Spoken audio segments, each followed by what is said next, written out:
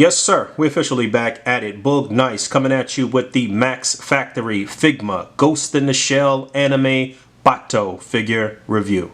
Let's do it. This ain't for no scalper. You a scalper? Then fuck out shit. This one's for them real collectors. That's army building and posing figures.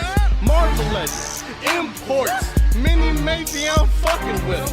Hype beast we know about you. Stay buying figs, don't know about it. There's a quick look at the left flap. You can see a full picture of the figure there. It says Figma Max Factory Masaki Action Figure Series Batou SAC version. And there's an upper torso shot on the opposite side. More of the same down at the bottom. Alright, let's bust this bad boy open and see what's what.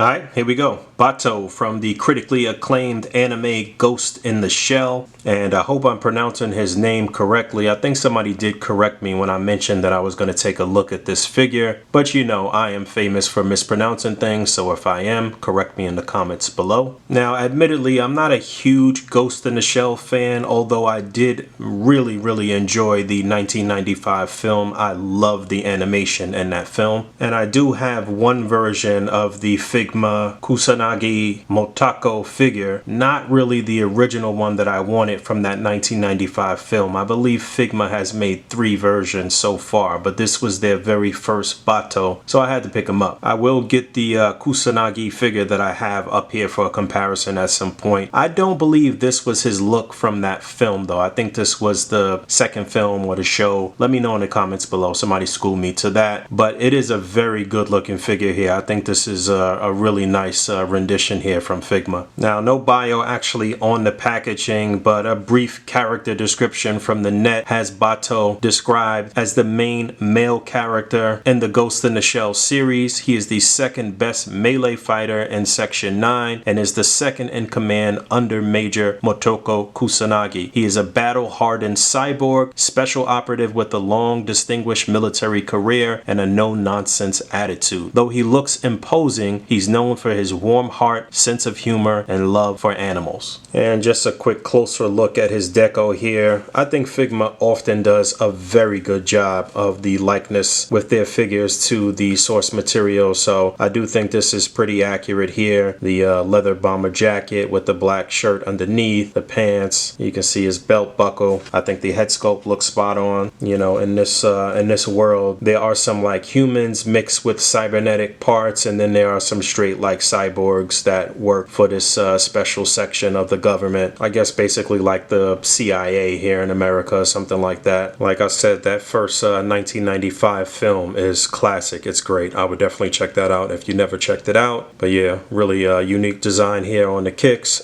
Very attractive figure. So out of the package, he comes with 2 hands attached that are open with the fingers spread. There's a look at those wrist pegs. He's got 2 fists. He's got a set of hands here that looks as if the trigger finger is extended, but it doesn't look like either one of his weapons can fit in these hands. Maybe you could utilize these just for holding some items, but you know me, I'm always gonna welcome any additional heads and hands. And then he's got a 1-in-1, and this one looks like it's the right hand looks like it's the proper hand for holding his weapon. I think this one is suited for his larger weapon, and then he's got a left hand that's open that could cup the weapon, I suppose. Let's see. Actually, I was wrong here. This hand is suited for his smaller weapon, the pistol here. And you can see his finger in the trigger groove, so that looks good. And obviously with the different hands and stuff, you can have him cradle the weapon with his other hand and, you know, do some things that look natural, vanilla, whatever you want here. And then he's got a second trigger finger hand and a second cradle hand, and these 2 should be utilized for his larger weapon. Let's see. Here we go. There's that. Took me like 20 minutes.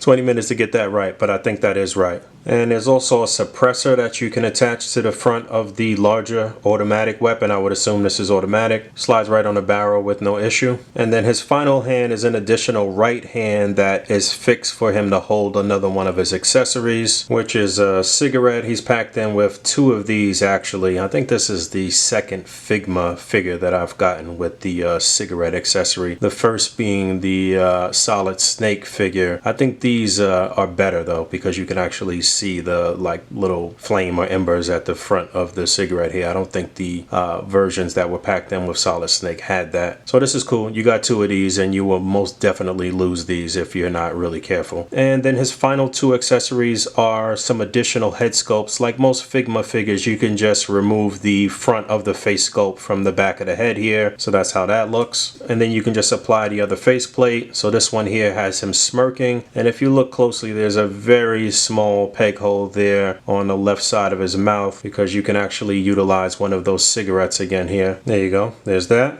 That looks good. And then his final faceplate here is the most expressive. Looks sort of angry. His mouth is open. This is cool. Obviously, again, heads and hands always make the figures, especially in terms of ACBA or toy photography. And all of these look good. Like I said, I think they look pretty spot on to the character from the anime. So no issues here with me. And there we go. There's a quick side-by-side with the Kusanagi Motaku new movie version, if I'm not mistaken. I'm not 100% sure if they matched up in these particular outfits in the next movie. Again, if I'm wrong, correct me in the comments below. But I do like the way they look here together. I really do want the other versions of Kusanagi. Pretty standard articulation for Figma. The head and neck are separate. You saw how the peg looked. So obviously you can move the head on the neck and move the neck. Pretty good range of motion on the head and neck. Nothing really hindering it. Shoulders on the ball joint here. There's also like a butterfly joint in here that allows you to get his arms further forward. You can rotate on that shoulder joint. There is basically a double jointed elbow, swivel and a hinge on the wrist. Same thing on both sides there. Upper torso articulation as well as abdominal articulation, and you can turn them left to right at the waist. Most Figma figures have like a little soft like pelvic area here, so it doesn't really hinder